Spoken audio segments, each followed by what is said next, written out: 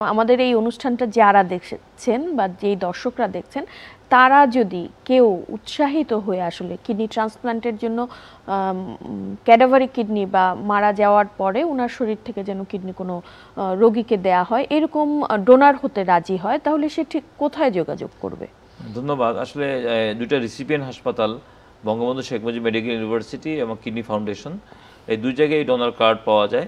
ওনারা আমাদের সাথে যোগাযোগ করতে পারে, এনলিস্ট করতে পারে as a donor, not only for donor, even full body যদি কেউ ডোনেট করতে চায় তাও করতে পারবে। সো দ্যাট আমরা ওনাকে সর্বদা সহযোগিতা করব। জি, অনেক ধন্যবাদ। আসলে আমরা বিভিন্ন দেশে আসলে দেখতে পাই যে এই ডোনার কার্ড যারা পায় তাদের একটা কিছু প্রিভিলেজ কার্ড থাকে বা প্রিভিলেজ সুবিধা তারা বিভিন্ন ধরনের পেয়ে থাকে। আমাদের দেশে কি এই উৎসাহিত করার জন্য এরকমের কিছু আছে? অত্যন্ত ভালো প্রশ্ন। আসলে আমাদের যে গত পরশু যে ট্রান্সপ্লান্টের সারা ইসলাম আমাদের মাননীয় উপাচার্য মহোদয় অধ্যাপক শারফুদ্দিন স্যার অলরেডি ডিক্লেয়ার দিয়েছেন যে ওর জন্য আমরা কিছু করব। পার্টিকুলারলি আমরা ওর জন্য একটা স্পট রেডি করব যে সে যে দিয়েছে প্রথম ক্যাটাগরি তার জন্য, তার মার জন্য, বাবার, তার পরিবারের সদস্যের জন্য আজীবন চিকিৎসা ফ্রি। এটা আমাদের এখানে ঘোষণা অলরেডি দিয়ে দিয়েছেন স্যার। আমরা আশা রাখতেছি সাধারণত যারা কিডনি ডোনার ক্যাটাগরিক ডোনার হিসেবে আসবে তারা সেম সুবিধাগুলো পাবে। জি, একজন মানুষ যখন কিডনি ট্রান্সপ্লান্ট কিডনি ডোনেট করতে চায় অনেকেই দেখা যায় যে হ্যাঁ করতে চায় কিন্তু কিভাবে করতে হবে বা কোথায় জানিয়ে রাখতে হবে বা এটা কোনো ধরনের কোনো নিয়ম আছে কিনা যে কতক্ষণের মধ্যে মারা যাওয়ার কতক্ষণের মধ্যে এই প্রক্রিয়াটা শুরু করতে হবে এই বিষয়গুলো সম্পর্কে একটু জানতে চাই। খুবই সুন্দর প্রশ্ন। আসলে কিডনি ডোনেট করার জন্য আমরা এখন হাসপাতাল আমরা দুইটা ভাগে ভাগ করি, ডোনার হাসপাতাল, রিসিপিয়েন্ট হাসপাতাল, এবং আমাদের ডোনার কার্ড আছে এখন। তো কেউ যদি কিডনি ডোনেট করতে চান তাহলে আমাদের সাথে যোগাযোগ করতে পারেন। আমাদের এখানে ডোনার কার্ড আছে, আমরা ডোনার কার্ড দিয়ে দিব ওনাদেরকে। এই ডোনার কার্ডটা অ্যাকচুয়ালি রেজিস্টার্ড থাকে আমাদের এখানে, ওনার পুরো অ্যাড্রেস সহ। যদি উনি মারা যান, পার্টিকুলারলি ইন ব্রেইন ডেথ, আইসিইউতে মারা যান, আমরাই যোগাযোগ করব, 1 নম্বর।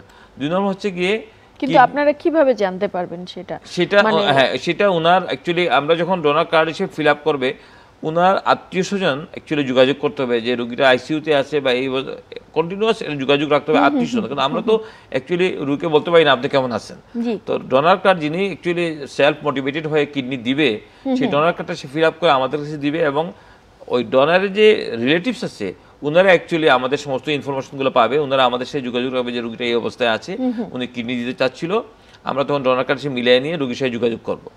আরেকটা হচ্ছে কি আমাদের গ্রিফ কাউন্সিলার আছেন, যদি কোনো কারণে ওনারা জানায় যে রোগীটা এখন আইসিইউতে আছে তো ওনারা না জানালেও আমাদের কাউন্সিলার যাবে, আমাদের কাউন্সিলার যাবে কাউন্সিল করার জন্য অথবা ওনার অবস্থা জানার জন্য কি অবস্থায় আছে। এবং একটা মেডিকেল টিম আছে যারা ব্রেইন ডেড ডিক্লারেশন কমিটি বলি আমরা, ওনারা যাবে। ডিক্লারেশন যখন হবে তখনই এটাকে অর্গান রিট্রাইভাল বলে, এটাকে আমরা অর্গানে নিব। আরেকটা হচ্ছে কি কত সময়ের মধ্যে কিডনিটা নেওয়া যায়। একটা রোগী যখন আইসিইউতে ব্রেইন ডেড ডিক্লারেশন হয় তার 6 আওয়ার 6 ঘন্টার মধ্যে অ্যাকচুয়ালি কিডনিটা নিতে হয়। হ্যাঁ, কম সময়ের মধ্যে। আমাদের দেশে তো আসলে এই অর্গান যে ট্রান্সপোর্ট সিস্টেমটা একটু ডিলে। বিদেশে কিন্তু সমস্ত কিছু সবকিছু ওয়েবসাইট ডেভেলপমেন্টের মধ্যে আছে, আমরা তা করতে চাচ্ছি, রিসেন্টলি হবে আমাদেরটাও। যেমন ধরেন একটা রোগী যদি চিটাগাঙে মারা যায়, হেলিকপ্টার দিয়ে সে চলে আসবে ঢাকায় উইদিন হাফ অ্যান আওয়ার, এবং আমরা এখানে সমস্ত টিম রেডি থাকবে, এখানে অপারেশন হবে, সেটা রাত 2টা হোক 3টা হোক, because this team is very much dedicated. যেমন আমাদের যে এই যে ট্রান্সপ্লান্টটা গত বছর হইল যেটা, সেটা কিন্তু রাতে 10:30 থেকে শুরু হয়েছে, সকাল 5টা পর্যন্ত অপারেশন হয়েছে। সো এই ডেডিকেটেড টিমটা আমরা রেডি করতেছি, চেষ্টা করতেছি যে আমরা নেফ্রোলজি, ইউরোলজি, অ্যানেস্থেসিওলজি এবং গ্রিফ কাউন্সিলার সব মিলে একটা টিম, যে টিম যে কোনো সময় যে কোনো জায়গায় আমরা ট্রান্সপ্লান্টের জন্য রেডি থাকবো।